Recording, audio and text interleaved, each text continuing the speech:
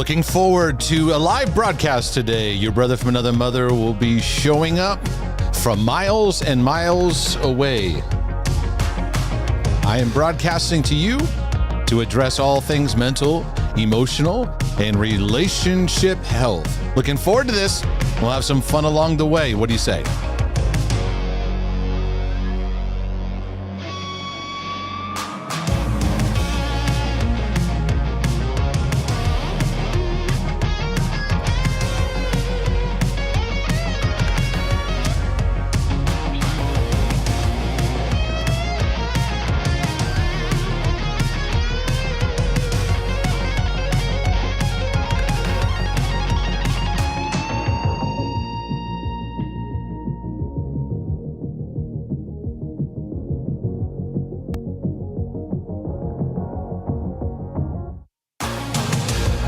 Your brother from another mother is showing up, making my way live to address all things mental, emotional, and relationship health. It's going to be a good day. And if you're not having a good day, you've arrived at a great place. Looking forward to this.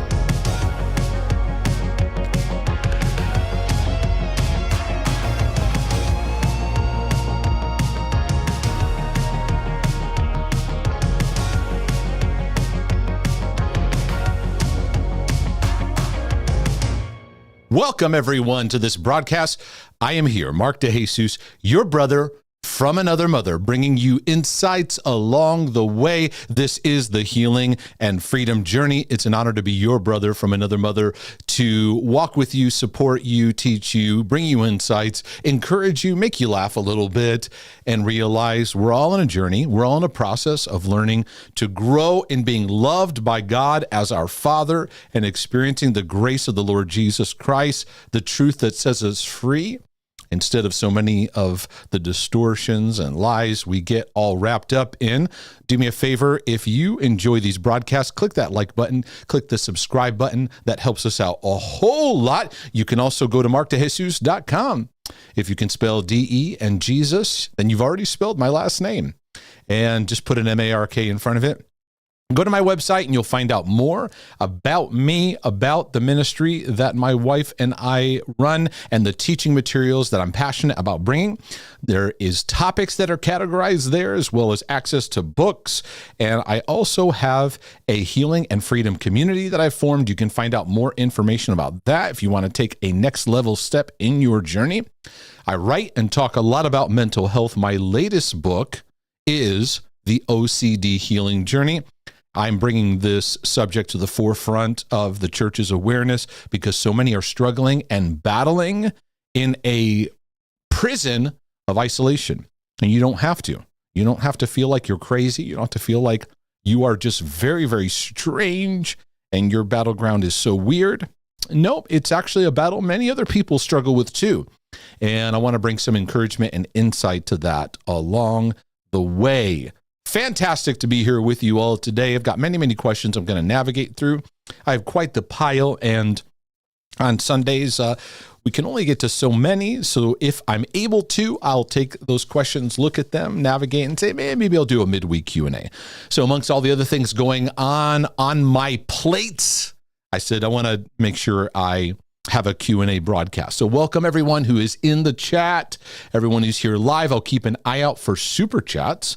So if you have a question that you're in the live right now, stick it into a super chat. I'll also keep an eye out on Rumble as well too. And from time to time, be able to be an encouragement to your life and to your journey. Again, click that like button and subscribe button. That'll help me out a whole lot here. Why don't we get right into things, shall we? Without any further delay, I feel like I got quite the stack going on here. Let's see what kind of progress I can make in addressing your questions. A little bit of a mixture. First of all, grace and compassion over everything that's being asked. Want to dig a little bit into helping with perspective, but also want to have a little fun along the way. So if you can have a little fun, laugh a little bit, and just have a few little dance breaks there in between, then what's the point? We can have joy along the way, even though we are struggling, can we? And many people go, no, when I get healed, then I'll have joy. when I finally get better, then I'll have joy. You actually have to learn how to connect to joy in the midst of your hot messiness, even in the midst of your goofiness and your overwhelm over the goofiness in your life and your journey. And let me break it to you. Everybody's goofy in areas of your life. Everybody has bits of brokenness, has layers of stuff. The only difference between everyone is who's trying to hide it better. And that's a lot of what's going on, is who's the professional hiders of what they're going through. Otherwise, everybody's got battles and everybody's got issues and everybody has brokenness that they need to heal through in their life and their journey. And there's a lot that I navigate on that in a book I wrote called The Heart Healing Journey. And what a joy it was to write that and just simply lay out what it looks like to just connect to our heart. It's a call for the church to awaken, to live from the heart more fully alive, but there's a healing journey that's involved in that. And a lot of great insights and help along the way for you and what you're navigating through. So let's get into some questions. This one is going to be when to get back involved in ministry after spiritual abuse. Here's the question. Hi, Mark. First of all, just want to say thank you so much for helping me. You've been a huge blessing in my life. I'm still learning so much from you, and you have spoken to a part of me that I needed counsel and discipleship years ago. I'll try to keep my question as short as I can. So in a nutshell, I had to leave leadership in my congregation because there was evidence of spiritual abuse, manipulation, lies, no accountability, and poor leadership. Many people I know were hurt. The head pastor did most of the hurting. I didn't feel right doing worship for him, knowing he was lying straight from the pulpit, being an open hypocrite and not wanting to change. My question is, when did you feel it was time to get back into ministry? I'm scanning ahead, and I think I know what you're asking me. So I'm going to have to bring some clarity to what you're asking, but I'll answer your question. I know the Lord has given me something with worship. I know I won't be the next Phil Wickham. Who needs to be the next Phil Wickham anyways? All that stuff, by the way, is very overrated. The next whatever, the next Billy Graham, the next Michael W. Smith, or the next whatever. Do you know all that's overrated? That's actually us we push this agenda of needing to have a name, and then we're really significant for famous, well-known. A lot of people just want to be famous. They want to be influencers. They want to be well-known. And if you don't have thousands of followers and you have this thing, then you're not making a difference. And I pray that that's one of those things that we can just kind of smash that mindset and go, it's not about that at all. That is not the goal of living a fruitful, fulfilling life and journey. Because I'm telling you, what comes along with being famous is baggage you don't want to carry. And the machine that you get sucked into, it's not good. No one says, hey, I got famous and well known, and my life has just been so wonderful. There's a lot of baggage that you have to deal with. So anyways, I know you're not meaning to say that anyways. That's my own tangent. I know I won't be the next Phil Wickham, but people say they're always blessed when I do worship, and I don't want to stop using what I have for the Lord. So why do you have to stop? The thing is that you might feel that in order to be a worship leader, that you have to do it in some big public setting or an official setting. First thing I would encourage you, if you're a worship leader and you're leaving a spiritually abusive church, from what you're sharing here, just begin by just having time by yourself, that you just have your music. If you play an instrument, or if you're just a singer and you don't play an instrument, where you just sing and make melody your heart to the Lord, and just let this be a time of healing in your life. And so it's, and then if you have some friends or people that go, hey, we'd love to, let's just get together and we'll let the doors open up organically of what that could look like. Because a lot of us feel like if it's not some professional stamped official position, it's not ministry. And I would just argue that that's just not true. That's a lot of bull that we've been pushing around. And many of us feel like we're not doing something valid unless we have like an official stamp or official approval. Just do those things. I'm doing what I do today by just sharing. I have a gift and I have a passion and grace on my life for teaching. How do I know that? Well, I've taught when nobody was attending. I've taught when 2 people attended. I've taught when there's been hundreds and hundreds and hundreds of people gathering. I've taught if there's been, even larger gatherings. But regardless, I enjoy teaching and explaining things, and in a way that helps people navigate their journey. And so I just take steps and the beautiful thing is now with online presence, you can do that, and people can show up and take part in the grace that's on my life and be blessed by it. It's wonderful, but it's taken a lot of learning and a lot of experimenting, and sometimes certain patterns and certain directions not working out, and just opening up, letting the direction open up. So let open doors come to you as far as what that looks like, but go ahead and step out into what's in front of you. But there is an awareness that you've been I'm just going by what you're sharing. So I'm going to take what you're sharing as true, that you have been in an abusive environment, the pastor's lying. That takes time to heal from. So I'll get into that in just a moment. I don't want to run from the things of the Lord, but I just don't know where to go. I'm learning more about spiritual abuse, and it seems like it's everywhere. An invisible monster that I didn't know existed. Yeah, it's very, very true. I just wanted to know, in your journey, when did you know it was time? I know you have experience in leaving a church because of spiritual abuse. I'm not sure exactly what you're talking about, but the first church that I worked at for many, many years, I grew up in it, and then I was on staff for about 12 years and made a big step in leaving there. It wasn't necessarily because of spiritual abuse. There's a combination of factors going on. You can watch my broadcasts on mental health and the church, or the church and mental health, something like that. And I did a live broadcast sharing my story of that. Okay. And I give the reasons why I left the church that I left, what was going on in my life, and had to make a shift and a turn. So it's not necessarily the way that you're framing it, but here's what I advise for people that have left a spiritually abusive church, or any kind of thing where you had to leave a church. I don't think we give enough time for us to process out, to heal. I see a lot of people, they'll leave a church and then they run to another one. And I think you need time to process out what it looks like to live in Christ apart from the teaching that you've been under. Because many people, like even there's people I bump into who and have helped, who've been connected to a ministry called IHOP, International House of Pancakes, International House of Prayer. There's a whole scandal that went down with Mike Bickle, all kinds of things going on there.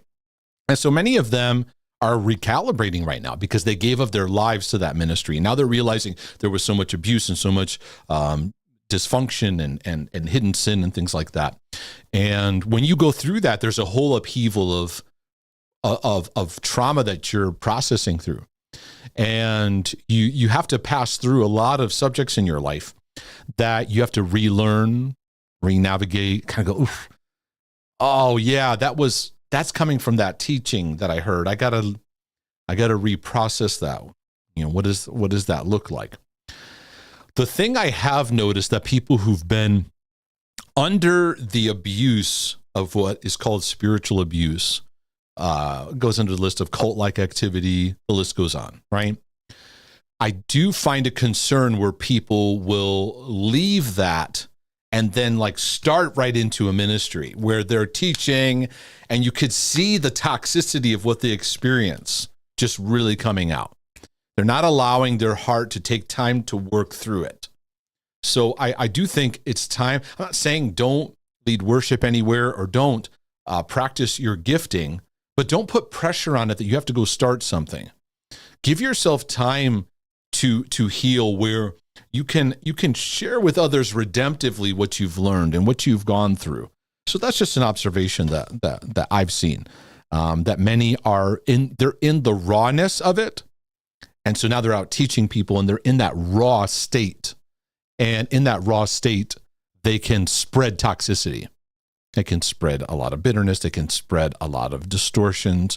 They can spread things that they haven't had time to let those things happen in their life. My rule of thumb on teaching is I don't, if I'm in the middle of something and it's raw, I don't teach on that right now. So I have things I'm working through right now that you'll probably hear about in teaching 6 months from now, a year from now, maybe 2-3 years from now. Simply because I let this stuff marinate in my life. What you hear me teaching on now has been in the hopper.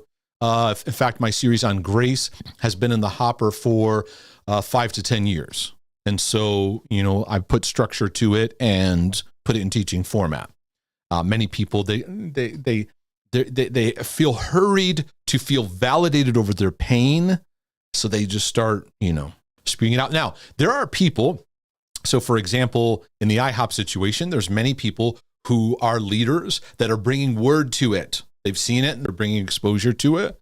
And I think that that's needed and important to bring truth out of what's happening. But we also have to be aware too, it gets messy. It can wear away at your empathy. It can wear away and many can experience depression and things like that. We just need to be aware. We should be aware and give ourselves time to process through.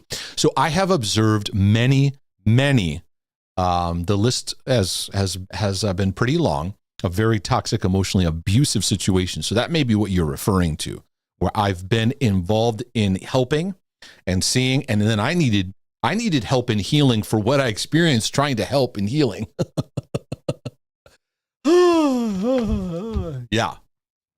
Yeah. And stuff that was shocking and at times left me a bit disoriented. But I just let myself heal over time. And I was sober about not just spewing my story to everyone. We can get on social media and start spewing the story out. And there are people that need to share that for the sake of bringing clarity and truth to things. But I would get, counsel on that. And that's not what you're asking here anyway. You're just wanting to get back into using your gifting. Go ahead and sing. Go ahead and lead worship. Get together with some of your Christian friends and see what happens. I think some of those are the most beautiful times. When I left the church I was serving at, one of the things that I was doing is I had a little collection of musicians, and I'd go and do these little coffee houses.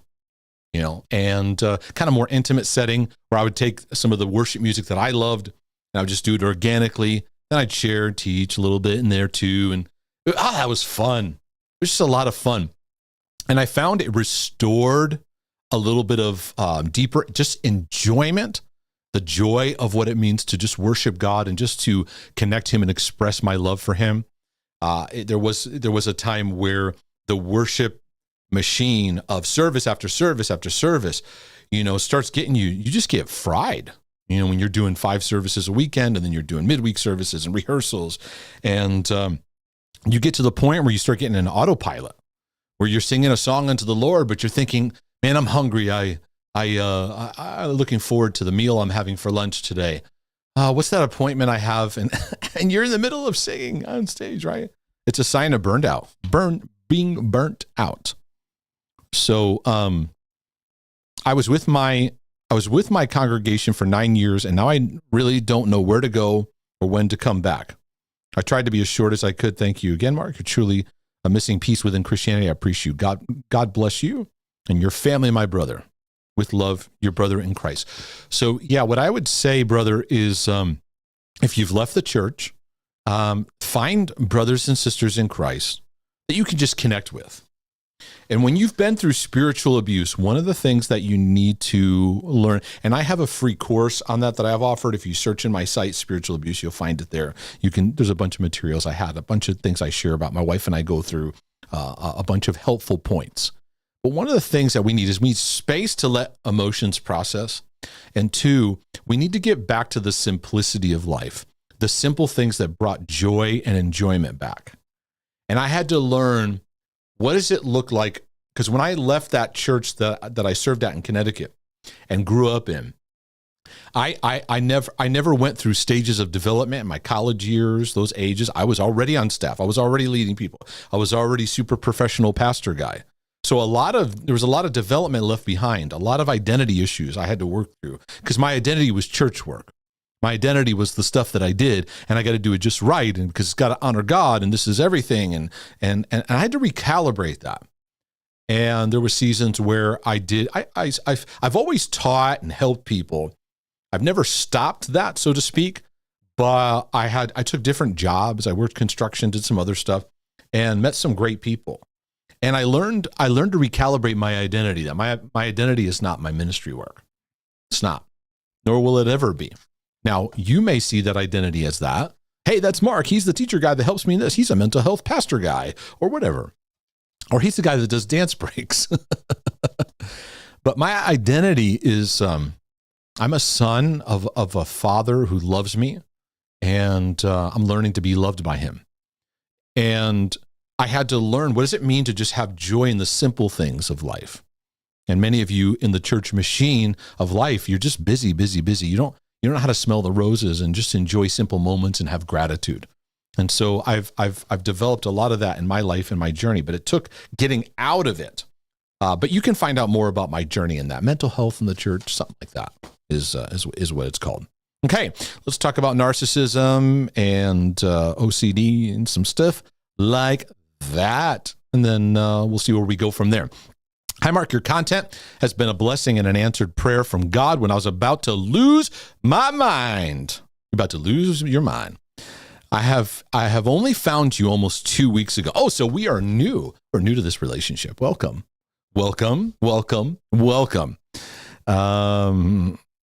still learning a lot from your content. I'm 23 years old and a survivor of sinister psychological narcissistic abuse for years from parents and family.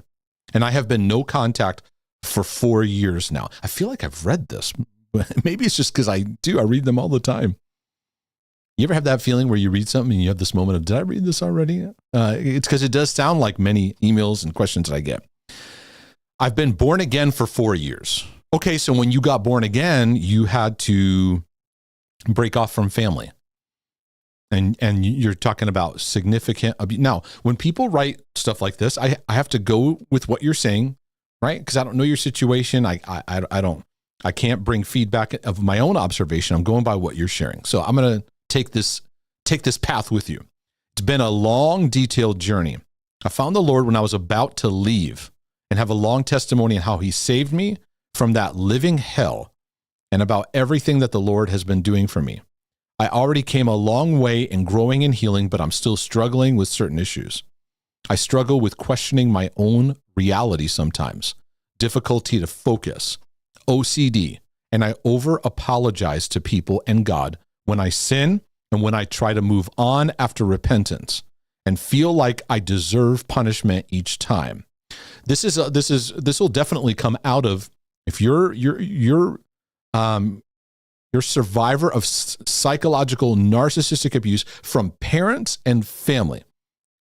Very, very significant damage that does to somebody's life. So what you're listing here makes sense in what you're healing and what you're working through. So it sounds like you wanted to break away. Salvation came to you. You accepted Christ. At the same time, you're breaking away from all. Oh my goodness, that's a very tough transition in life. And you're 19. Am I right? Because you're 23 now, and 4 years ago, you're 19. Your brain is still not even getting fully formed yet. You're just leaving the steps of adolescence, trying to figure out your life, right? And yeah, you have a big change of having to break away from family and now step into Christ and walk a whole new journey. A lot of changes going on there. So it's understandable that all these areas are spiking. And so what you're sharing with me with the difficulty to focus, that's your anxiety and the confusion you lived under is going to distort your thinking, how you process reality. And of course, OCD is a big struggle for you. You over apologize to people. You got a sin focus. You struggle to forgive yourself because that's what narcissism does. It makes you feel constantly what's wrong with me. You know, when you live under parents that are like that, it makes you constantly question your reality. The blame constantly gets put back on you because narcissists are invincible. They do everything right. They gaslight. They distort reality. And so now you're feeling the repercussions of living under that. So then you try to walk in love and healing, and a voice tells you you're being mean and selfish and you're avoiding things. And when you try to move on, so your compulsion levels are really high when it comes to sin, when it comes to blaming yourself. and the other areas you listed. I'm extremely exhausted and burnt out mentally and spiritually. My Christian friends ask me if I'm truly... Here come the Christian friends. Everybody? You know what this maybe this is the button for the Christian friends. Maybe that's what this is. This is the Christian Christian friends on aisle 10. Oh, I know. Maybe you're just not really saved, you know. Oh, you grew up with narcissistic parents. There's been abuse to the point that as a 19-year-old, you had to depart from all of them and leave them, and you struggle with these things. Oh, I got the answer for you. I got the answer for you. It must be your salvation. It's just not really intact. This is what we do, and it is making people go coco loco. It is making us lose our marbles. And some of you are like down to the last couple marbles that you're about to lose. This is what we do. We take a knife out when we just stick that knife right in there some more. And they just you know what? We don't even, because they think, oh, if you're a Christian, you shouldn't have any of these battles. You shouldn't have any battles. If you're a Christian, you should never have depression. If you're a Christian, so something must be wrong. And cue the OCD salvation spin out and get you on that track. Can you tell this bugs brother DeJesus here? My Christian friends ask me if I'm truly born again because they don't see the fruit of joy and peace.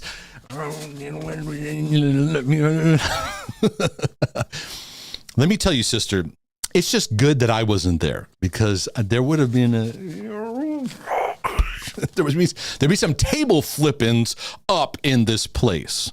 I'd be like, really, Christian friends? Where's your joy? Let me see your joy, because I don't see any joy in the church except on the platform when people are faking it. Don't get me started. Please don't get me started. Don't get me started. Please don't get me started. They don't see the fruit of joy and peace, and now it's triggering my religious OCD even more. Well, I'm sorry you got friends like that. Maybe you need to find some new friends. I truly love the Lord for who he is alone and take obedience very seriously. Okay. So how about you love the Lord and you want to live in obedience. Okay. Let's get rid of this. I take obedience very seriously, because then it just adds that perfectionistic pressure. Check out my video, by the way, on confusion over obedience. I did a whole deep dive on that. Because I love him. What books would you recommend for me? Well, I would definitely recommend Parking in the OCD Healing Journey. Park there. Go slowly through it. Step by step. Don't rush through it. You got a journey in front of you, sister. You have a journey, and it's going to be layer by layer. And at certain stages, certain themes are going to come to the surface, and you walk through that. And you're going to learn to, the big thing you're going to need to learn is what it looks like to look at what you're going through, what you're feeling, with kindness, with compassion, with grace.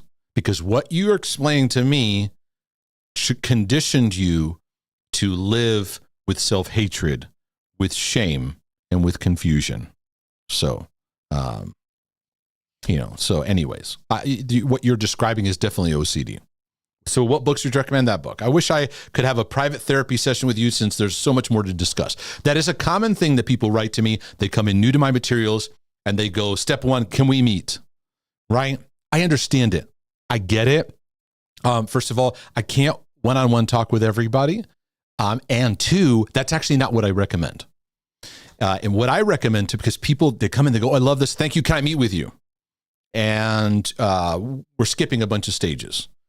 My recommendation, first of all, if what I share and what I talk about hits what you're going through, like, okay, this guy makes sense. Because I know I'm not for everybody. I get it.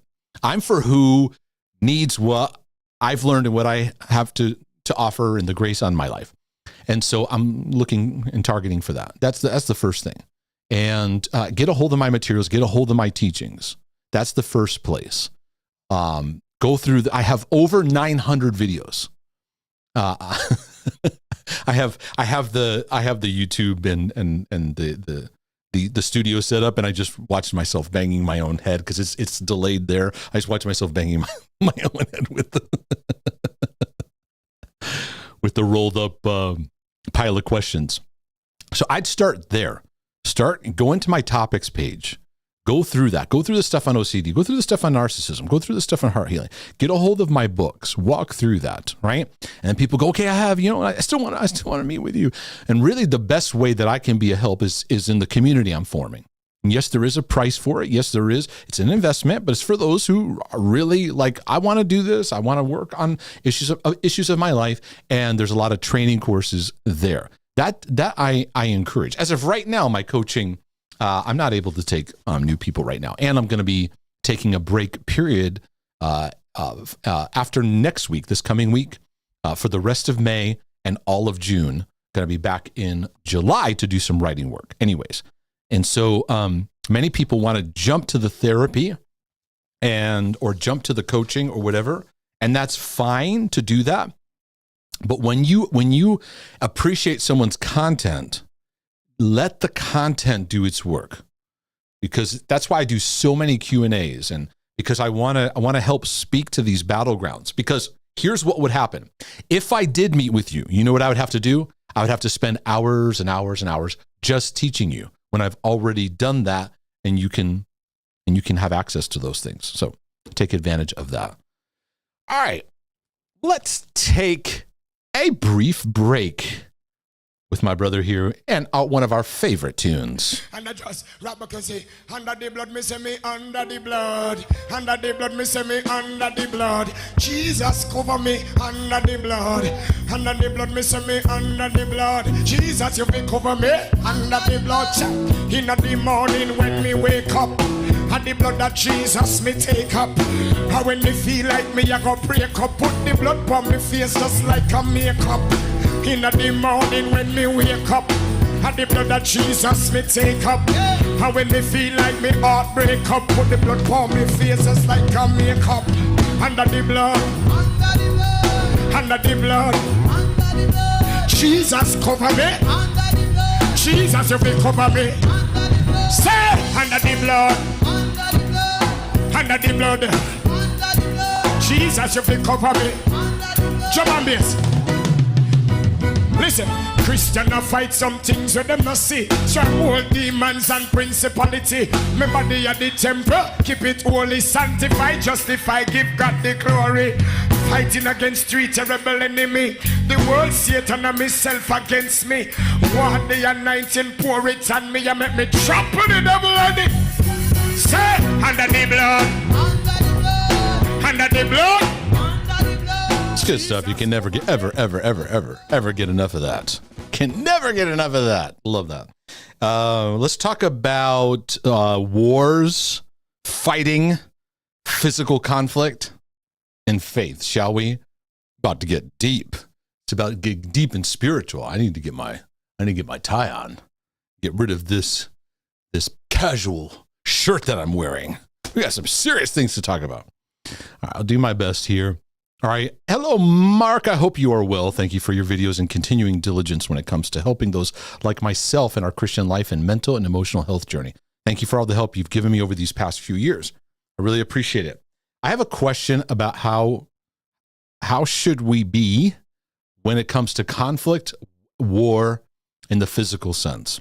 Coming from an ex-SDA background, Seventh-day Adventist background, we were taught that Adventists should be conscientious objectors and not engage in fighting and warfare. There's that movie. What was that movie called? The dude that Mel Gibson did it. He directed it, and the guy that played Andrew Garfield, who played Spider-Man once, he was in it. Hacksaw Ridge. There it is. Came to me. That was very, very moving. So yeah, the movie is basically about him. I believe he was Seventh-day Adventist, right? Correct me if I'm wrong. And out of his own personal convictions, he said, I'm not going to go into war, but he was very moved by the cause of war. And so he went in as a medic, and the guy's running around, doesn't have any weapons, and he's helping be a first aid to the soldiers. It's interesting, very, very interesting story. Anyways, got distracted. Let me get back to your question. Conscientious objectors and not engage in fighting and warfare. However, looking back at King David, He and his army were always in a battle with the Ammonites, the Amalekites, the Hittites, and many other ites. Jesus Christ said we should turn the other cheek and that we should love our enemies. However, where do we draw the line? Take, for instance, the Good Samaritans. Okay, before we get to the Good Samaritan scenario. So when it comes to instruction, we have to understand individual versus governmental and country. It is a country's job to provide laws, to provide order. Hopefully the country will honor righteous ways in how they govern. We all know that hasn't worked out great. Remember back when Israel wanted a king? Remember that? And Samuel was like, you're not going to like this. You're not going to like this. And Samuel laid it out. He's like, they're going to tax you. They're going to oppress you. They're going to do all kinds of stuff. They're going to do this, this, and this, and this. And at the end of Samuel's talk, Israel was like, yeah, we want a king. So they picked the good-looking, stately, politician-looking guy, Saul. Whereas David was a man after God's own heart, even though he was ruddy-looking, handsome but ruddy-looking, And but Saul had the politician. So pick a politician, and it looked something like that in his own version, his own time. So we've been dealing with that ever since, right? But it is Romans 13 talks about the role of government, what it's meant to do. It has a sword, and it's designed to use that for justice, and it's a country's job to have its boundaries, to have the way that it governs its land and governs its people, right? So there's aspects of that, of operating in law and so forth. Okay, on an individual level, there is a protocol that you and I as believers ought to act towards our fellow man. So I don't believe the turn the other cheek is the mindset that a country should have when it comes, if a country attacked and the country's supposed to go, well, we'll just turn the other cheek. We'll let you bomb more of the areas.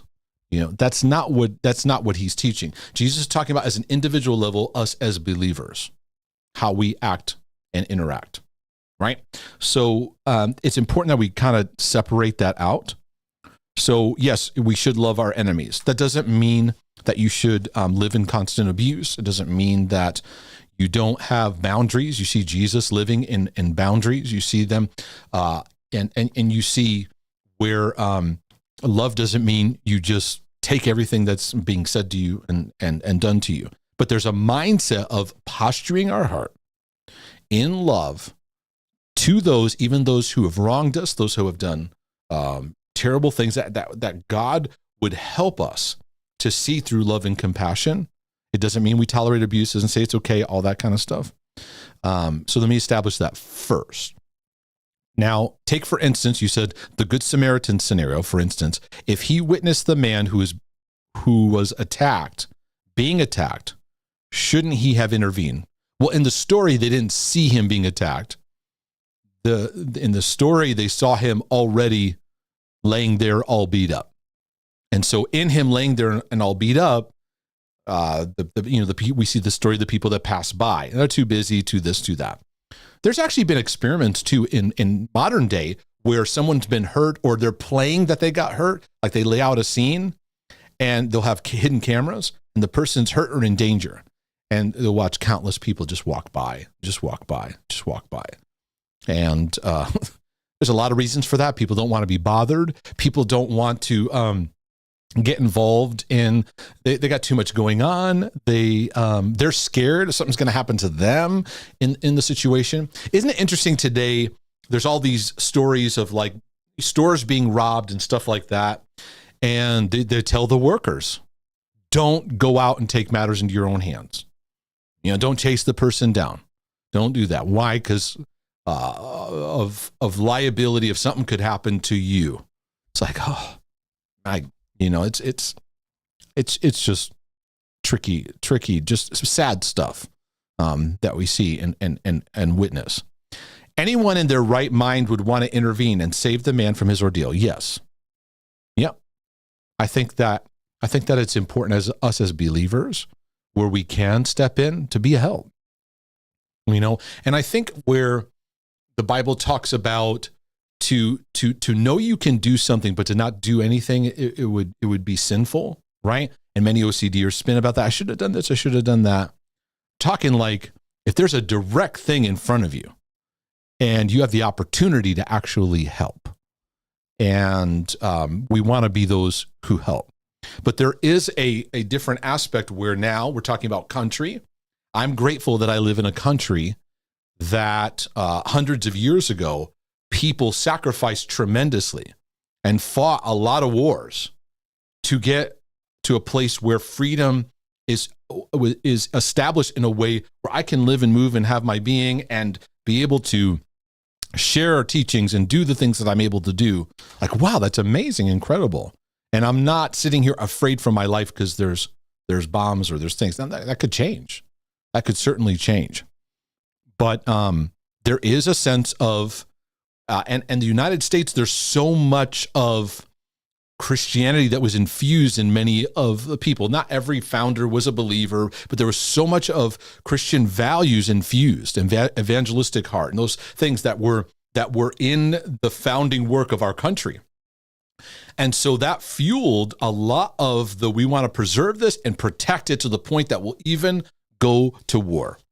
And Jesus talked about nations rising up against nations, that there be wars and rumors of wars. We're living in a lot of the rumors of wars. It's not so much the actual war, it's the rumor of it, it's the talk about it, it's the threat of it, it's a lot of that is happening and takes place. And there is a right for a country to defend itself and to be able to do that in a way that is seen just, of course, if you're a student of history, a real student of history that learns and understands there's a lot of corruption in war. There's a lot of corruption in war. And there's a process of governments trying to make war happen. War makes money. There's a lot of, I could unwind story after story underneath that. And some people, they can't even handle understanding some of those things. So I save that for other places to talk about. That's a whole subject in itself, okay? But, okay, Jesus said, greater love has no man than this, and he lays down his life for another. Right. He's talking about the individual believer, an individual Christian life, that you would be willing to live and love sacrificially in a way that is powerful. The problem is that we have such a distorted reference for love. We don't know what that looks like, to make that choice to do that. We've been so damaged and so, we've been taught such an anti-loving picture. We don't know what love is if it showed up right in front of us. That's why I encourage people to relearn what love is and what that looks like, because otherwise people get caught in just toxic, compulsive, codependent behavior and call it love. So, of course, Jesus perfectly demonstrated this with his own life. Of course, being God, he was man's only hope in the sense of our sin. How do we follow Christ's example? I often think of Barabbas, who with his gang fought against the oppressive Roman system of the day with violence.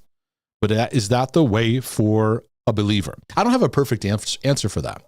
I think that each of us has to decide, what are we going to take a firm stance on? And this is where I draw the line as far as living in your country. All right. We went through that with the pandemic, the COVID experience. And where do you stand on that? You know, what's your posture? And in your country, there are certain things in my country that I'm going to go, yeah, draw the line. Sorry, not going to do it. You know, and if that puts me in a difficult situation, I'll make the decision then. But I don't think trying to get a perfect picture of what it looks like. You know, there's stories back in World War II, a very famous story of a lady named Corrie ten Boom, where she had people that she was hiding. She called it the hiding place, that she hid during Nazi Germany, and had places and nooks and crannies that she kept them hidden. You know, and people came to the door and knocked, and anybody there? Are you hiding any people? Nope. You know, OCDers would really struggle with that. She's lying. Oh my goodness, she's lying, right? Kind of like a move where Rahab lied. Nope, I don't have the spies here. They're not here. Right? We go, what do we do with that? What do we do with that? But there comes a point in time where we as believers, the apostles lived in that. They just lived and did their thing. But there came a point in time where what they did crossed the lines of government, and they're like, yeah, no. Right? So there's citizens within government standing up to government tyranny or injustice or oppression. And you have to figure out where you draw the line in that. Some people, they have that in the workplace, and they have that right. They have that happen with their own jobs, or you have an ability to make a stand in a situation. I think you'll know when the time comes, and this is your time to stand. Then there's the aspect of taking arms for your country, and I think it's honorable for people to fight for the cause of their country, believing in what their country stands for. So anyway, that's Barabbas thing's interesting. I'd have to do a little bit more research on the history of Barabbas and his connection. That'd be interesting. So if you have anything on the person who asked this question, if you have any more information on Barabbas, send it to me. I'm curious about his journey. I don't know a lot about him other than what the Bible says. I contrast that with the apostles like Stephen, who spoke to his fellow Jews about the truth in Christ. Man, that's a story, right? Oh my goodness. And they see his face changing, his countenance, and yet they still stone him. And he says, what a posture of grace to go, Lord, don't lay it at their charge. Wow. Yeah. Paul, likewise, Paul, who showed respect to the governors, engaged with them and used every opportunity to preach the gospel to whoever he could, but he wasn't a pushover. And there was times where Paul said, hold on a second. Remember when he goes, I'm a Roman citizen. And they all went, wait a second. What are we doing here? Right. So they weren't pushovers by any means. But believers always have to recognize we wrestle not against flesh and blood. And so there's a spiritual battle going on. In fact, right now it's going on over our country in such intense ways. And at the end of the day, believers, we are citizens of a kingdom that we are connected to. We are family in that. And prayer and spiritual eyes is needed now more than ever. Now more than ever. But don't get overwhelmed in what you feel you need to be involved in. Because in social media, you get pulled into this subject and this subject and this subject, and I got to give my opinion, and I have to have a stance on this, and I have to, no, pick your battles. Pick your battles. You know, the one I'm picking is the ones you hear me talking about. Those are the ones. I'm not jumping into every single thing and every single battle. So how today, we as believers, do we put all those things into context? For instance, should we be soldiers because they are brave to risk their lives for freedom? So the Seventh-day Adventists, they go, we're conscientious objectors, that term that is developed. Okay, that's fine. Doesn't mean everyone has to do that. I'm here today. American citizens are here today because of those who fought for country. When I see someone in their full military fatigues, I want to go to them and go, hey, thank you so much for whatever you've been involved in, whatever you do. Just want to let you know, be encouraged today. And sometimes I've done that. I was standing in line getting a coffee today, and there was a police officer in front of me. And I always feel like when I'm near a police officer, I got to stand straight. Oh, my daughter was with me, and she's like, I'm nervous right now. And I'm like, it's okay. I know you see us. I know you see a gun and a what do you call it? That thing they got in the other holster. It's all right. But I just feel this sense of I need to stand straight. But they were dealing with something. I don't know if they were ordering coffee or they had a situation they were dealing with. But I have this sense of wanting to tell them, hey, I appreciate you. I appreciate the police officers in my town that I live in. I've seen them at work, and even in my neighborhood, they've had to deal with some things. And boy, I appreciate that. And I have a lot of respect for people that fight in military and guard as a nation and as a country.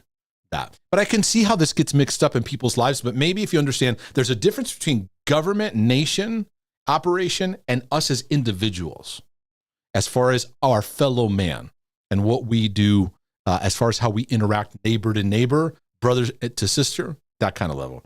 So if that helps, if not, then just keep learning, keep walking. For instance, should we, you got through that. So blessings to you. Hope that what I shared helps you along the way. Let me see here. Oh, let's talk about arguing on social media, shall we? Since we're on that topic. I think TikTok has opened my eyes to how many people don't believe in God. If you're on TikTok, it probably opens your eyes to a lot of things. I'm not in TikTok. I don't have plans to be on TikTok, but I know many people that are. My OCD kicked in, and I started listening to much arguments. I wanted to say something on everything I saw. I'm going to be honest with you. I would feel the same way. I have to guard my social media intake because there is I have a strong passion for truth, what is right, and I have a trigger for distortion.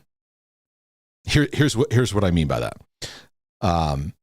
Somebody says something, and what they're saying is out of a lie. So it's like, Mark, why'd you hit me?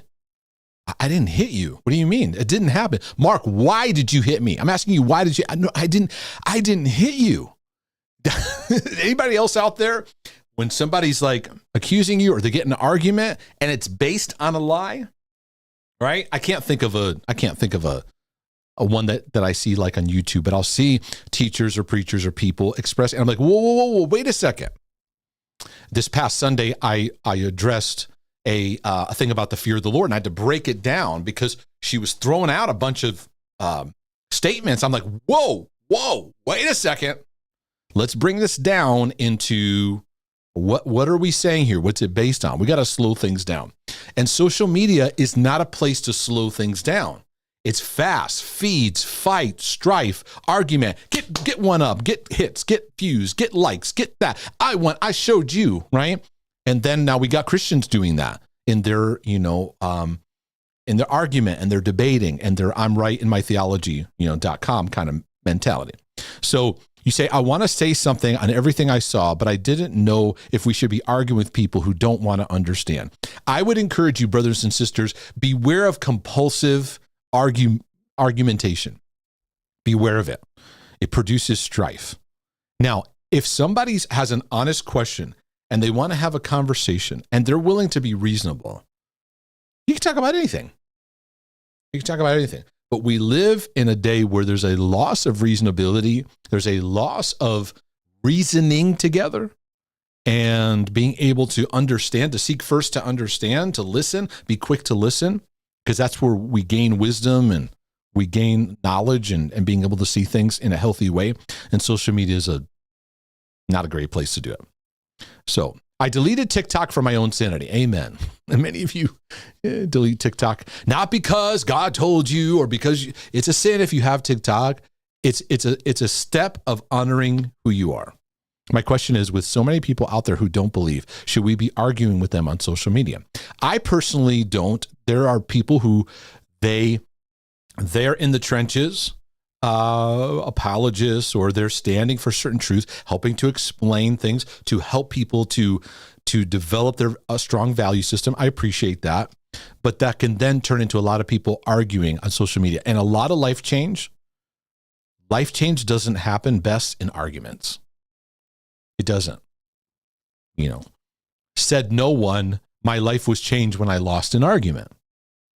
That's not how people's lives are changed. They're changed through the heart being touched. And that's a work of the Holy Spirit. Now, what we can do is be loving vessels. And what I'd like to see more of is people who stand for truth, being able to walk in the fruit of the Spirit, kind of maintain their sense of peace, not get into mudslinging, and talk in ways that's reasonable. Now, we live in a world of strife, and the scriptures warn a lot.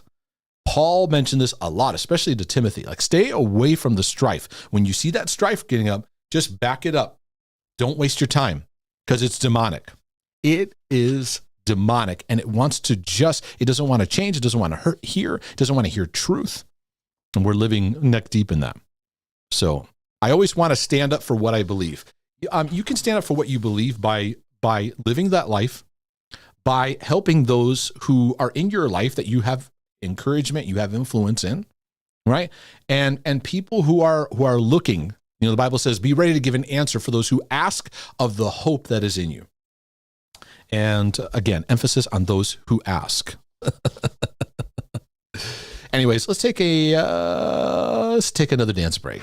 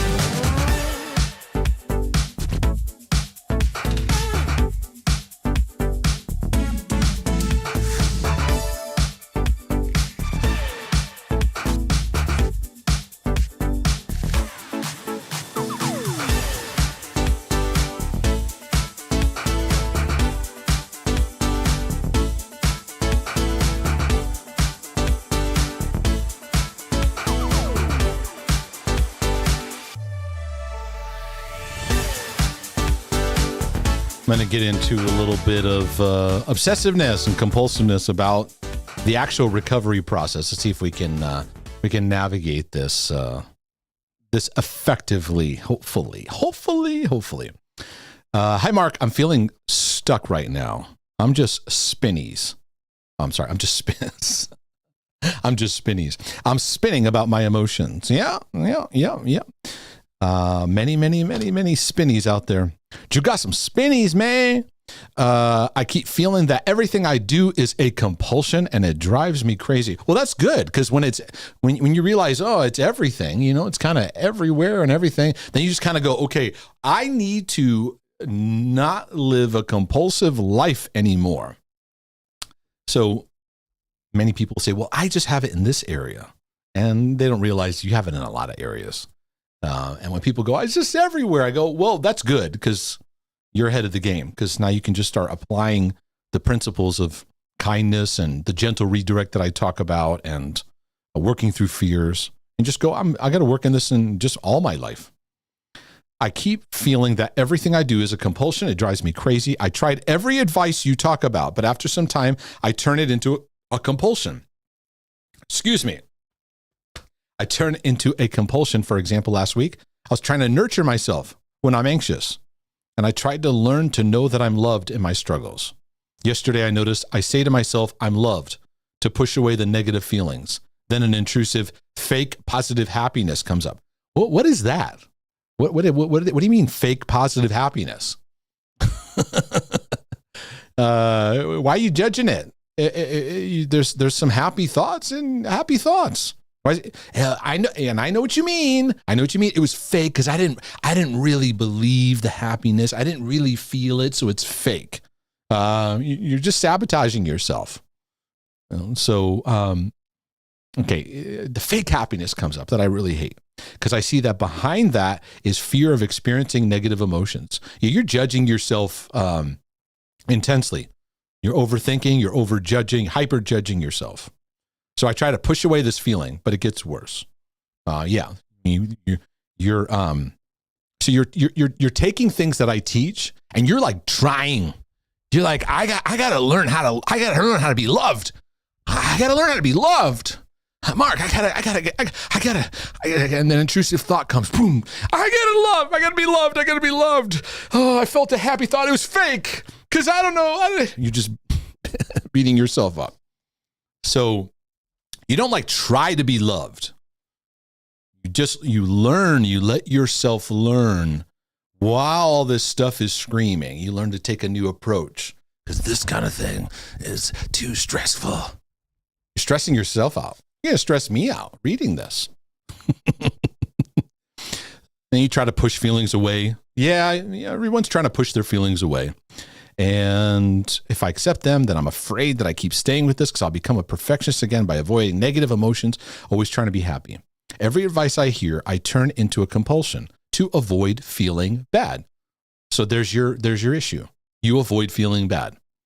And that's what most people do.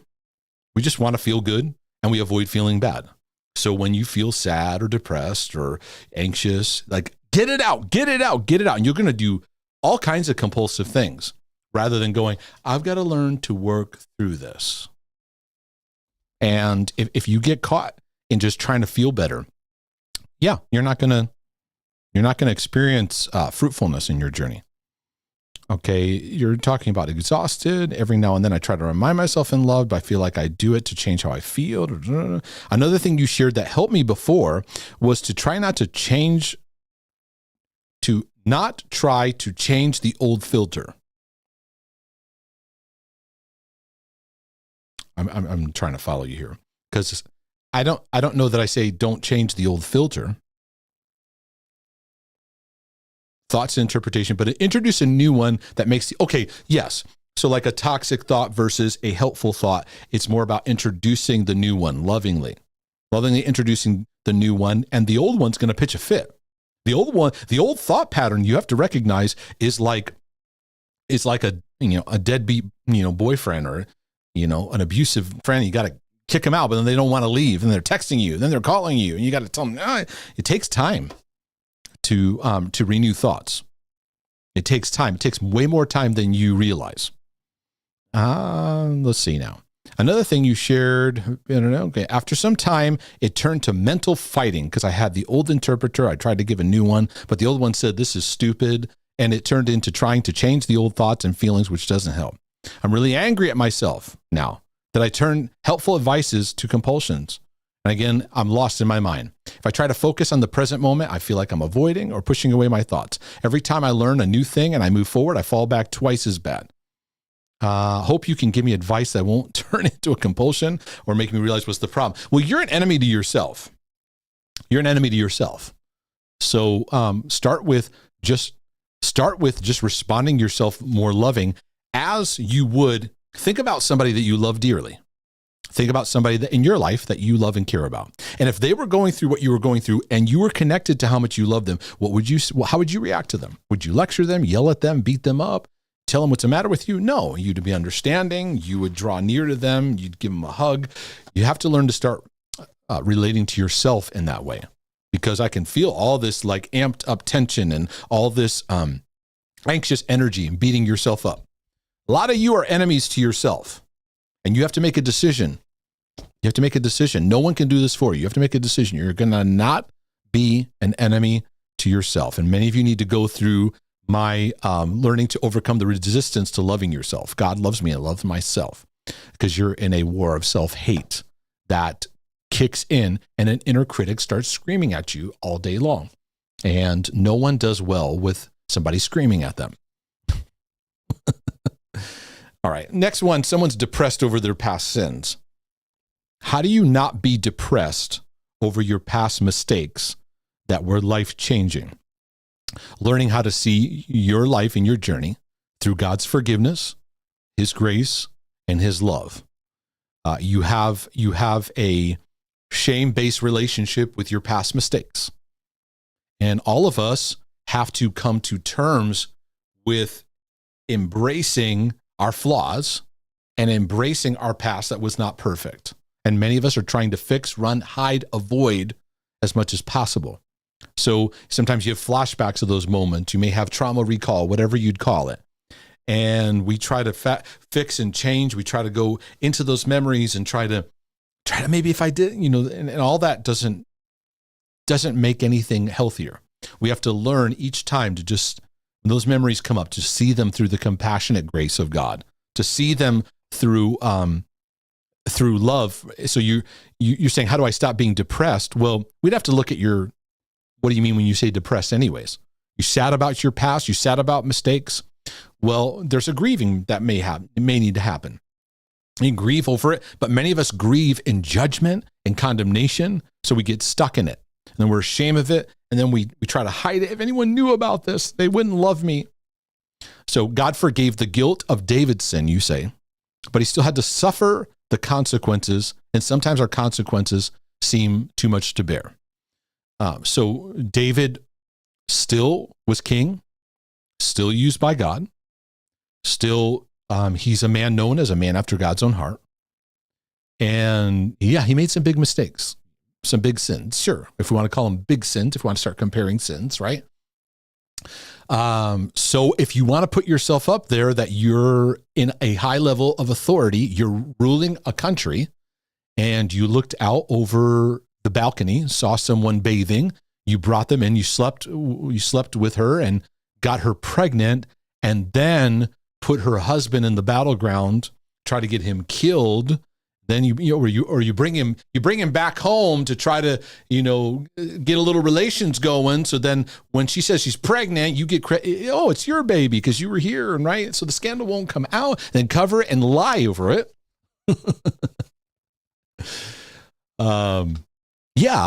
There's consequences to that, and there is effects that things happen in our journey, and that's a part of sobriety. Of seeing, yes, God forgives us, there's grace, and there's things that happen. If somebody has an affair, you're going to need healing, you're going to need forgiveness and sobriety of how that affected people, right? But it's also not something that there was still a continuation of David's impact, and there still can be impact of God working in and through your life, but you'll need some work in how you relate to your past. Does God really use all things for good, including our mistakes? Your mistakes are a part of the full package, are they not? God uses all things.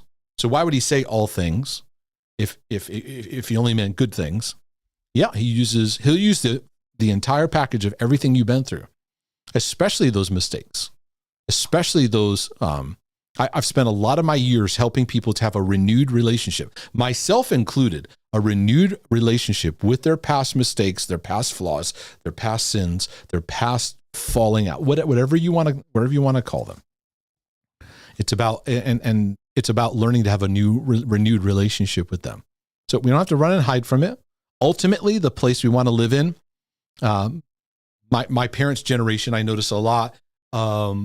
At their age, the boomer generation of Christians, they suppressed a lot of things that they went through and stuff that they were ashamed of certain things.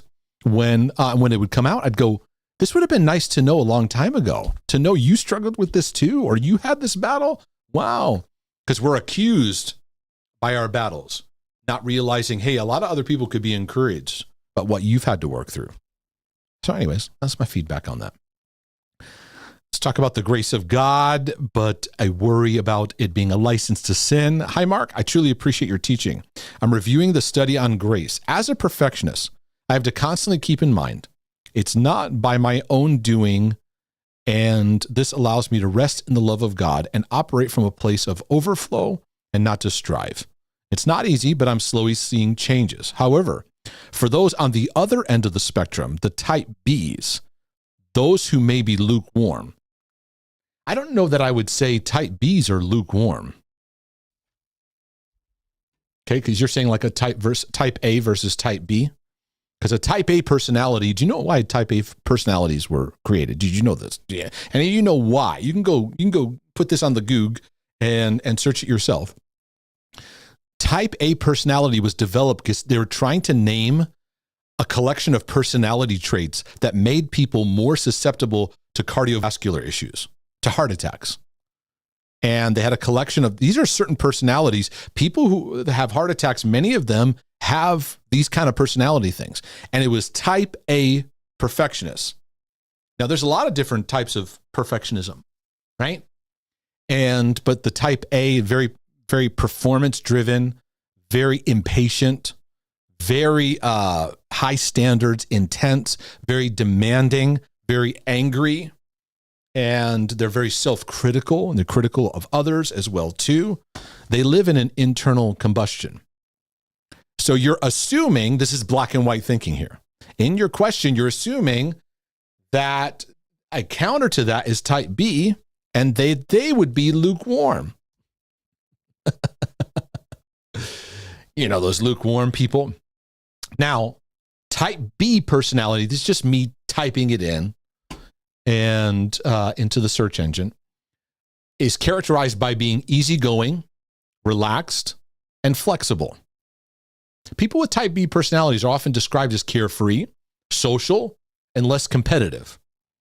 They try to avoid conflict and stressful situations and may procrastinate on tasks. Okay, so they got some areas they have to be aware of.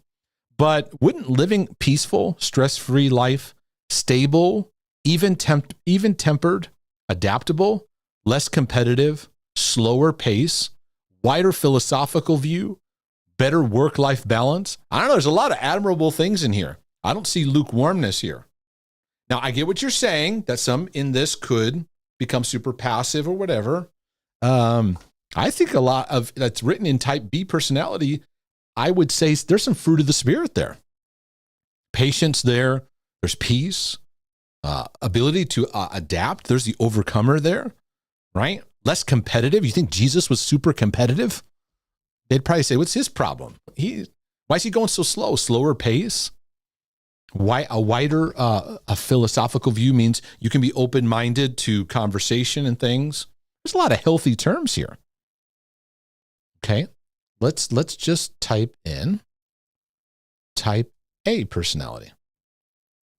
High achievement, competitiveness, impatience, aggressive, work-driven, ambitious. Now, just say self-controlled, but where? I see the self-control as like tightly wound. Multitask, they dislike wasted time. They feel impatient, irritated when delayed, spend much of their time focused on work. They're highly focused on their goals. They like things done their way. I don't know. Who do you want to hang out with? Who would you want to sit down and have some therapy with? Oh, I don't know. I'm just going by. Now they have other stuff here too. You know, you could look up a type C behavior, type D. I'm sure by 10 years from now, we'll have A through Z personalities. They'll come up. Are you an R personality? So anyway, however, you say, okay, so I'll follow you with your lukewarm thing. Okay. I find they tend to use grace as a license excuse to stay in sin. Yeah, and Paul addressed that twice. Shall we sin that grace shall abound? Certainly not. It's like you have this treasure.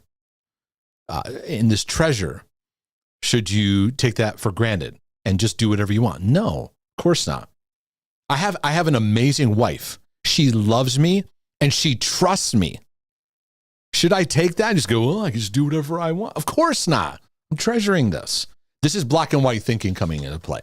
That happens so much in mental health work is you find yourself in a ditch, but you want to step out and get healthier, but you don't, or you struggle to because you're afraid of going into the other ditch. And that, like I hear a lot of people say, yeah, the hyper grace teachers, how about just grace teachers? How about just grace teachers? Why do people have to go hyper grace? I think the more grace you understand, the more empowered you are to actually look at sin, because many people that are deep into legalism and law, it's like they have sin cooties. You remember cooties when we were, oh, I just got cooties, right? Is that a Gen X term? I don't even know. I'm sounding old right now with like, when I was a kid, we used to say the girl that had cooties. Right? There's like this, like, oh my goodness, this person has a sin struggle. When you get a revelation of love and grace, you're not afraid and scared because people have sin struggles. Because grace points you to the power that's available, the relational power that's available for God to heal and set free. So, I'm not referring to someone who's struggling with a habitual sin, but where a person lacks a reverential fear of God, has an indifference to his word, and pursues their own desires. So I'm not sure, what about that?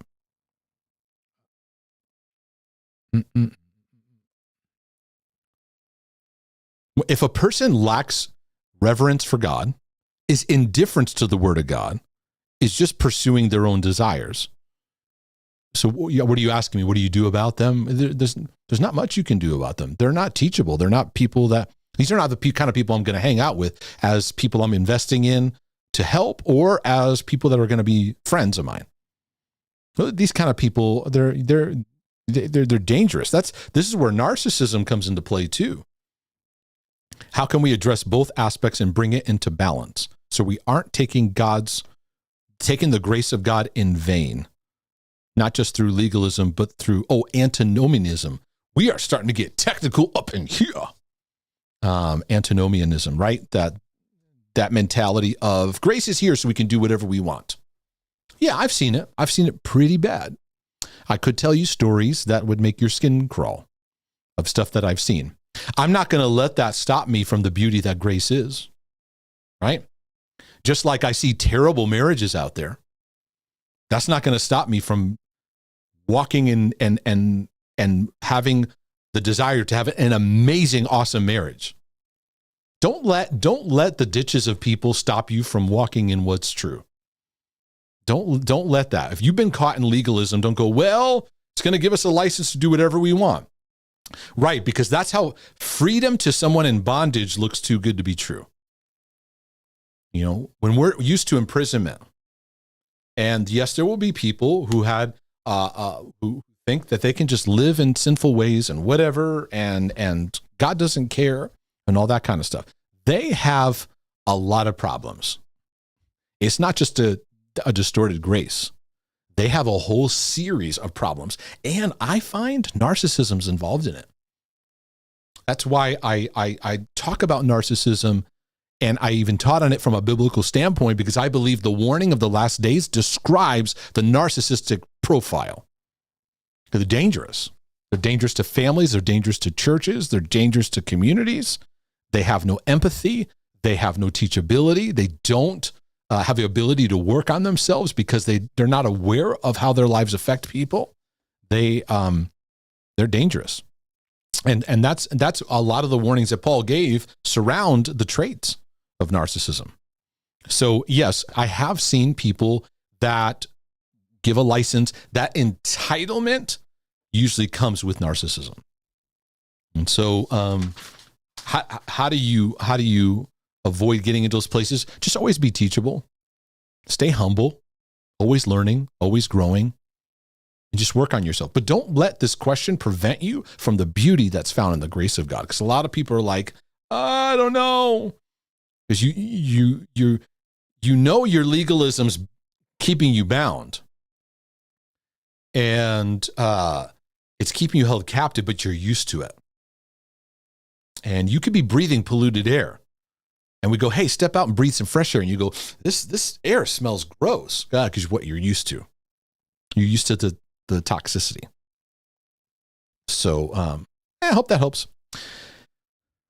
Someone afraid that they won't experience heart healing. Hi, Mark and Melissa. I've been watching your teachings for a good couple of years now. High five. And I'm 55, just now finding out about these things. I can see what ailed me for all my life. I have verbiage for some of the emotions and hurts that I never had.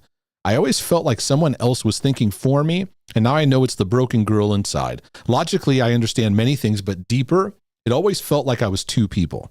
A lot of peripheral stuff has dropped away, and now I'm left with the nitty-gritty. I now know what self-hate feels like and is. I can catch myself at times in the perfectionism, and also at times call out the inner critic. Good job. Well done. 55 is a great age to work through things. I mean, any age is a good age to work through things. But I hope you're not giving into this, I'm 55, it's so late.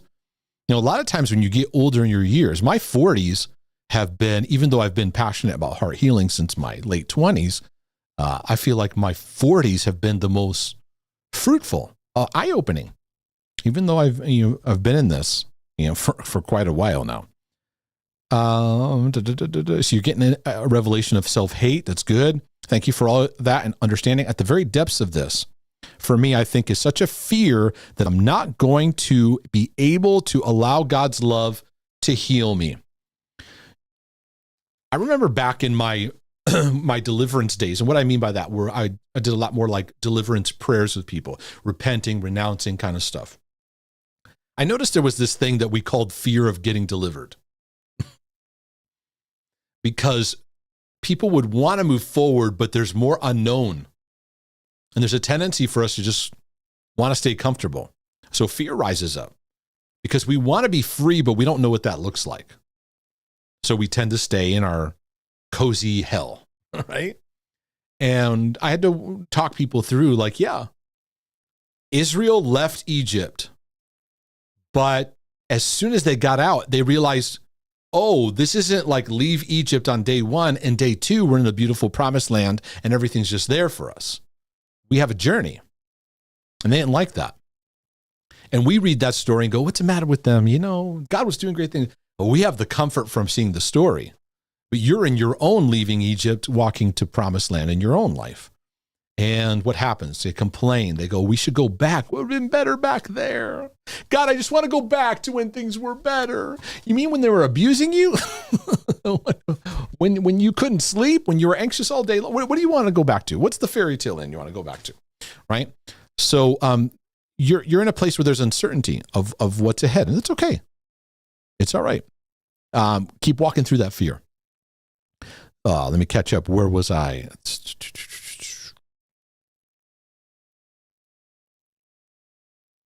I feel like I got myself where I'm at, and internally, it's my responsibility to fix it.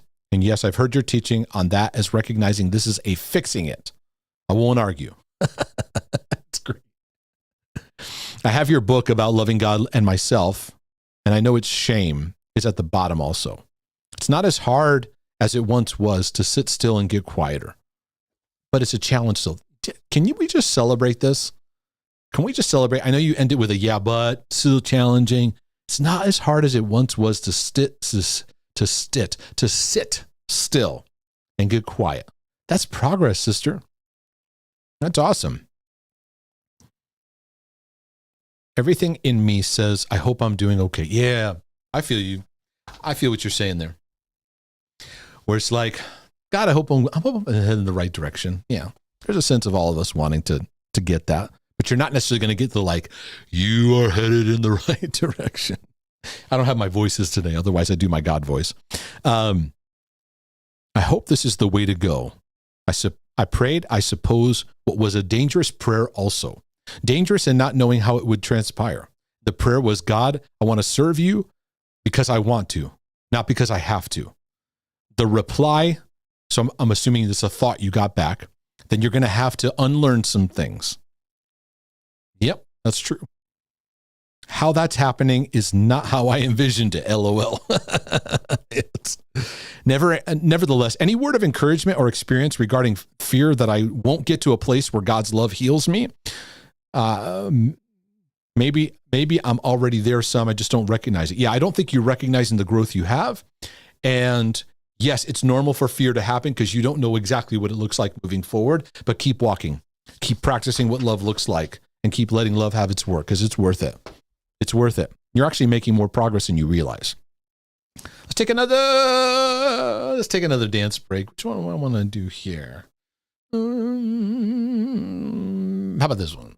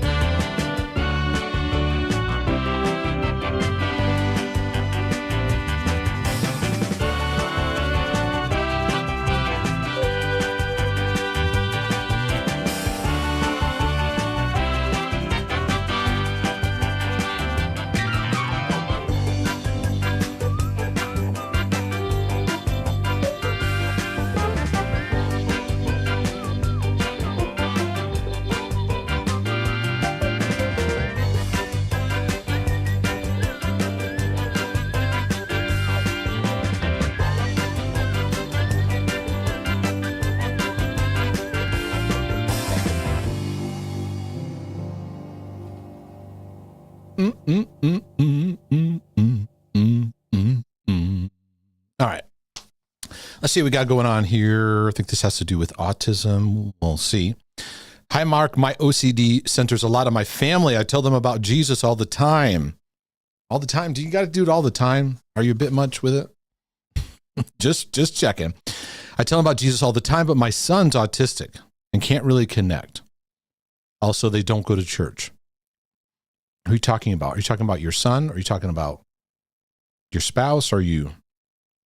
I don't know. They do believe, though. Will they be saved? Will my son be saved if he can't connect? You know, I think about this often because my son's on the autism spectrum, and relationship with God is that it's relational, and so it's been a journey. I've been, since Max was, we were seeing the signs of autism. So he's 16 now. And I've been on a journey of understanding, how do I minister to him? How do I help him understand the ways of God? One of the things that I felt in my journey that was important, I was praying a lot in the beginning for his brain and praying a lot for like the neurotransmitters. I was nerdy about all the stuff, researching and all that. And I just felt, just pray for his heart. And Max has such a wonderful, tender, sensitive heart, as many kids do that are, on the spectrum. There's a lot of sensitivities, and many of their sensitivities are easily overstimulated and stuff like that. But there's a lot of black and white thinking. So I meet Max in that. And let me first answer your question. What happens to autistic people? Well, they have to be able to hear the gospel and be able to understand it. And so I do think there is room where God's going to deal with them differently, because they're not able to understand some of the things that are relational as far as our sin, as far as what to have a savior, what that means. Now, I started with Max teaching him through the pathway of the law, which is like, you go, wait, Mark, you're a grace teacher, right? Yes, absolutely. But Max understands things in black and white. And so when he reads the Old Testament, he's like on it, right? And then step by step, understanding what Jesus did and what it means. And sometimes I'll show him like maybe some of the videos from the TV show, The Chosen, is helpful because it kind of gives a sense of him watching. Instead of me trying to explain it, let's watch this. What do you think? How does that make you feel, right? And I really believe that that's what evangelism and discipleship is all about. It's meeting people where they're at. What does it look like for the gospel of Jesus Christ to connect to them? What does that look like? And knowing who you're talking to, knowing who you're dealing with. And so Max has a deep conviction for the things of God. We were watching something the other day, and I can't remember. It was something funny or something. I don't know if I was watching something on YouTube and I had it up on the screen, and somebody had made some comments about being a Christian or something, and they were kind of being silly or something about it. And I could see it was bothering Max. He was like, no, I do believe in God. He was kind of getting and there was a time when he was young where he was locked into this like evolution and creation kind of thing, that like it became an obsessive black and white kind of thing that he got stuck in. And we just try to be patient with it and let him work through it, but teach him. And here's what God's word says. Here's what we believe. So, but I do believe that God is going to deal with people that have had very significant intellectual disabilities or inabilities to be able to have certain development of the mind and so forth. But I think that I don't believe in putting this heavy-handed pressure. Christians are very anxious about, I got to make sure I get people saved. And it's a lot of our control issues and our compulsive behavior. Instead of just being prayerful, giving people over to God, I give them over to you, and then just being available. And that's what I recommend with your son and his journey. So that's what I would share there. Any other stuff going on in the comments section? See y'all chatting up a storm there. Thank you for the super chat. By the way, 100 videos for the world. Okay. Thank you very much. Appreciate that. Thank you. And this is awesome. This is great, fantastic. A couple of quick questions here. If you grew up with a narcissistic father and mother or toxic parents, is it godly to be estranged? It's interesting the way people frame questions, right? Is it godly? So the Bible doesn't say, follow godliness, which involves being estranged from parents. But having boundaries is important. And if it's true narcissism, there are situations where you're not able to interact with them. And I've seen where that's a necessary step to have that boundary there. And it's very tough to work through. It needs support. It needs coaching. It needs probably some therapy feedback involved there too. So, let's see here. Sleep. Hey, Mark, I wanted to get your thoughts on how sleep or lack thereof can affect one's mental and emotional health. If you'd like to see me do like a series on sleep, I can. I have thought about it. Write to me and let me know, because it's a subject I am fascinated about. A lot of people have sleep problems. I also want to inquire about dreams, specifically distressing dreams. Unpleasant dreams seem to be a theme that I didn't experience regularly until the past few years. I currently do ministry work overseas, and I understand it could be part of the spiritual battle. Okay, so there's this tie-in that people make where like, okay, I'm in a different country, so I'm having bad dreams because I'm picking up the spiritual warfare from that country, and that's what's going on. I can understand that, but it gets superstitious a lot. And we don't realize, you're in another country, and it can feel a little anxious, and it's hard to land. And so there's some fear there. Now, everything is so easy and familiar. So because of that fear, the fear shows up in your dreams. A lot of our fears show up in our dreams, right? And then we feed them. What does it mean? Maybe this means something to me. When really what I would say is you're probably working through some fears and some anxiety versus it being something that, because of the ministry work you're doing. Sometimes we make that equation. I had this dream. It's because of my ministry. The devil's trying to stop me. We make these like correlations instead of just going, I'm walking through some new things and I'm a little nervous about it. It's new territory for me. It's okay. Right. We got to put this like heavy, ominous meaning over it. At times I wake up with a sense of anxiety that seems to stick with me. Yeah, exactly. You're in a new country, doing ministry work, you feel vulnerable. So it's, I would do some work on how you relate to fear and anxiety and being kind to yourself. Have a good, healthy routine when you go to bed. I think a healthy thing is just like when you lay down, first of all, have a routine, go to bed at the same time, wake up at the same time if you can, get your cycle going. There's certain protocols that are helpful. Have the temperature lower, have it pitch black. Don't get screens up in your face. I know we all kind of break that rule because, maybe you're catching a show or something like that.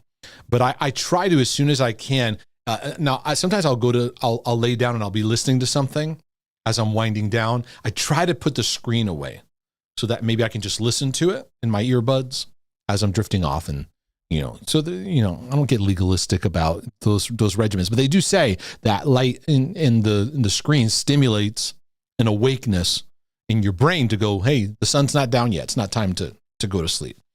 But a lot of sleep problems going on. And so have a nurturing routine. Maybe it's journaling. I find the best thing for me is if I sit down and I read something that's like on paper, like an actual book that I'm reading that's not, it's not going to stimulate teaching. Because I have a problem with reading where I go, I got an idea. And I go write it down. So I have to, when I wind down, not engage in that. More maybe just stories or things I'm reading, or just simple learning that has nothing to do with me kicking into an idea. So I would have a good routine. And then that's a moment where you let go of your fears. God, I give these things I'm concerned about to you, and you casting your cares upon God. And maybe I, for a time and season, I had little prayers that I would read that I had, not compulsively, like if I don't read it, God's not going to help me sleep, but just nurturing statements to myself. I'm teaching my kids too, like wind down, like the concept of winding down, like let your body get into the habit of, because they want to get wound up. And I'm like, all right, kids, that's it. Dad's switch is about to go off. So let's go. Wind down. Time to wind down. But I remember that feeling of like, I want to stay up. Can we stay up? Can we stay up? I want to stay up. I love staying up. That's like Abby's favorite thing. Can we stay up? Yes, I want to stay up. I'm like, girl, I'm too old for this. You need to get up tomorrow. So having a nurturing routine, a kind routine, where it's not about like, okay, I got to go to bed now. We're talking like an hour before. Have a routine of just winding down, of stillness, of letting your body. And for me, because I exercise every day, I go for long walks every day. That in itself is just miraculous, by the way, that I've been able to do that. Because a couple of years ago, I couldn't walk halfway up the street and back. So I'm really grateful for that. But in having some good exercise where your body goes, yep, time for me to rest, where you've done some good physical things. So if you work at a desk a lot, if you do a lot of like desk work, or if you're very lethargic in your activity, sleep at night is going to be difficult, challenging. So a lot of nurture. Anything you can learn and understand about nurture is good too. Yeah. Okay, let's talk about wine, shall we? Wine and Lord Willin and the creek don't rise. This might be a little bit superstitious here, but let me read through it. Hi, Mark. I want to start by thanking you. Your videos have really helped me see how much I need unconditional love and grace versus trying to work my way into heaven. It's great. I gave my life to Jesus almost 2 years ago, and I completely cut out drinking. Yesterday, for the first time in my whole life, I went to a winery with my childhood best friends who are also Christians. I'm 25. So I'd have to say, well, why'd you cut out drinking? Was it a significant problem for you? Because again, the biblical command, the biblical instruction is do not be drunk. And I know that alcohol is a very touchy subject. And when I grew up, it was like if you're a Christian and you ever have a drink, you are on when the drink hits your mouth, there's a trap door that's going to open right underneath you, and you're going to go directly to hell. It's kind of an exaggeration, but that's how it was taught. You know, they would march on those sipping saints out there, kind of thing, and it got out of hand in a whole ditch. That, but the subject of alcohol is something that each of us need to be sober about and understanding our relationship to it. So I don't know why you cut drinking. Was it a significant problem, or are you OCD about it? You're like, I'm an alcoholic, and people are like, no, you're not. Yesterday, so you went to a winery, and you almost had a panic attack. I had tears in my eyes because I was terrified of having any ounce of alcohol. I understand this. Now, I was a pastor at an Assemblies of God church, and I had my ministerial licensing actually through the church. The church itself developed their own ministerial fellowship and organization, and there was a stance about not drinking and so forth. And so, but that wasn't the driving factor. There was a big factor. I never had a drink, never had a touch of alcohol until it was like late in my late 20s. And even then, I was very, very nervous because I have addictions in my background. And Dad, he had a drug abuse life and a lot of alcoholism, their side of the family. So I was very, very scared. And when I finally did, I was even like, am I going to be okay? Everybody has their own journey of what it's going to look like to be very sober about this area. So don't mistake me for taking this, subject lightly or anything like that, because alcohol abuse and alcoholism has destroyed many lives and many families. Okay, but I do get a picture here. You're OCD about it.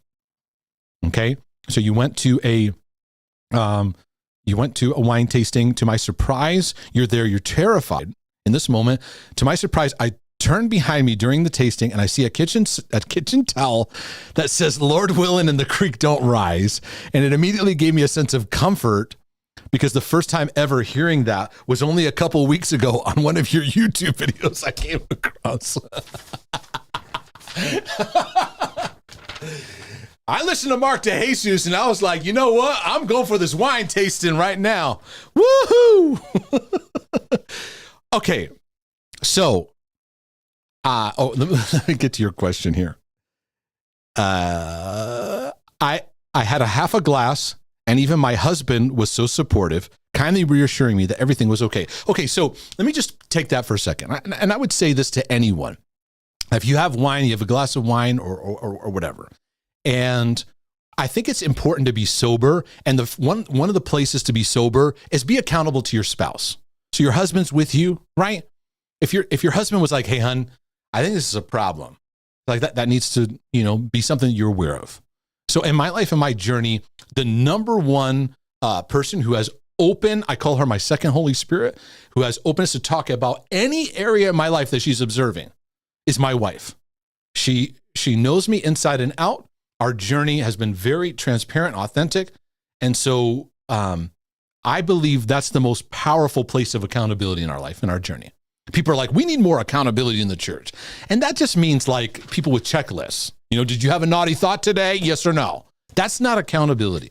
Accountability is people that really know you and know your journey. And that takes time. And marriage is a place where that takes place. And so me and my wife are very accountable to each other. In love, we're not sitting there evaluating each other, but in our journey. So that's what I would, and if your husband's like, hey, you need to chill out, it's okay, we're here. So it does sound like your obsessive compulsiveness happened. It kicks into gear here, right? My husband was supportive. My husband assuring me everything is okay. My question is, I don't even think you're asking a question about wine here. I think you're asking about the Lord willing. My question is, I want to believe God is the kind of father, friend that could speak to me in that way.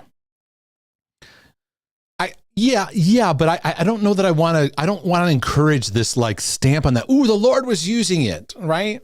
Yes, but I don't want to create this pattern that now we're looking every time you see the Lord willing the creek don't rise, that means God's telling you something, right? Because what if you have a disturbing thought and then you see Lord willing the creek don't rise and you're like, oh, maybe God's telling me this disturbing thought, right? I think take it for what it's worth. I have reminders like this in my own life. I may see a commercial on TV or something, and it reminds me that I go, I need to chill out. I'm getting too hard on myself. I'm getting too knotted up. I'm seeing a distortion, right? And I may go, God, thanks for the reminder, but I don't create this marker that this is how God talks now. I just want to establish. Does that make sense? That makes sense. That makes sense. That makes sense. I need my wife here to just go, yeah, that makes sense. I want to believe he loves me so much and is so intentional that it was no coincidence that the towel behind me. Do you have any similar experiences on? Yeah, I do. Take your peace and you're learning on your journey and Law will and the creek don't rise. I'm glad that made you think of me, and that was the only place you've heard it. That just kind of became a thing that I started saying. And I find myself saying it over and over again, like brother from another mother. I just found myself saying it. And Lord willing, the creek don't rise. And then I say this thing, Lord willing, the creek don't rise. I'll be back with more insights for healing and freedom journey. But in the meantime, I'm out. I don't even know where that started. I was just like, I'm out. And that was just my way of kind of going, you can stop talking now, Mark. I'm out. So anyways, it's a joy and an honor to be with you all. And I hope this is helpful and a blessing to your life and to your journey. Thanks, Righteous Rambler. Sidebar, love your content. Praying the Lord grows your channel for his glory. That's awesome. I love where things are. I love where it's going. I enjoy being able to talk to you in the way that I am able to talk to you. So I'm going to say it. It's been an honor, Lord willing, and the creek don't rise. This is your brother from another mother saying I'll be back with more insights for your healing and freedom journey. I'm starting to sound like a WWE announcer. Your healing and freedom journey. But in the meantime, I'm out.